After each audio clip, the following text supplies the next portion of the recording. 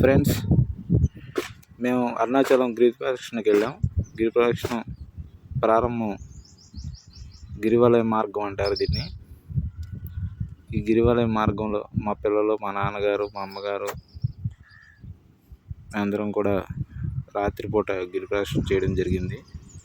వెళ్ళే దారిలో మాకు లేడులు, దుప్పులు, జింకలు కనిపించాయి. అయిగోండి, ఆ జింకలు ఎలా ఉన్నాయి చూసారా? అది అరుణాచలం కొండ మీద ఉంటాయి. వాటిని రోడ్డు మీదకి రాకుండా ఫెన్సింగ్ చేశారు. మా పిల్లలు చాలా ఎంజాయ్ చేశారు ఆ జింకలను చూసి, లేడులను చూసి. మా పిల్లలిద్దరూ హ్యాపీగా ఫీల్ అయ్యారు.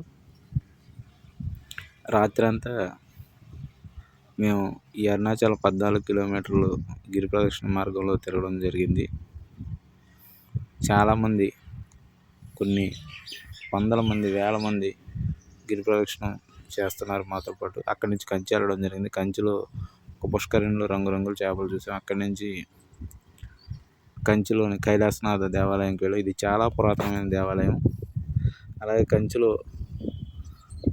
ఇంకా చాలా దేవాలయాలు, కంచి కామాక్షి దేవాలయం, ఏకాంబరేశ్వర దేవాలయం, అలాగే వరదరాజ పెరుమాళ్ దేవాలయం, ఇలా 12 దేవాలయాలను సందర్శించడం జరిగింది. చాలా పెద్ద పెద్ద దేవాలయాలు.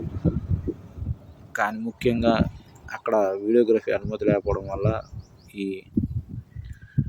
కైలాసనాథ దేవాలయం బయట మాత్రం మీకు ఆ ప్రాకారంలో ఉన్న శిల్పాలను చూపించడం జరుగుతుంది. చాలా గొప్పగా ఉంది ఇక్కడ ఈ శిల్పాలను చూస్తుంటే. ఇది పురావస్తు శాఖ ఆధీనంలో ఉండడం జరిగింది ఈ దేవాలయం. ఇది చాలా పురాతనమైనది. కంచిలోనే కాదు, దేశంలోనే చాలా పురాతనమైన దేవాలయాల్లో ఒకటి ఇది కైలాసనాథ దేవాలయం. ఈ కైలాసనాథ దేవాలయంలో అనేక రకాల శిల్పాలు ఆ రోజుల్లోనే కొన్ని వేల సంవత్సరాల క్రితం చెక్కడం జరిగింది. అక్కడి నుంచి మేము తిరుత్తణి వెళ్ళడం జరిగింది.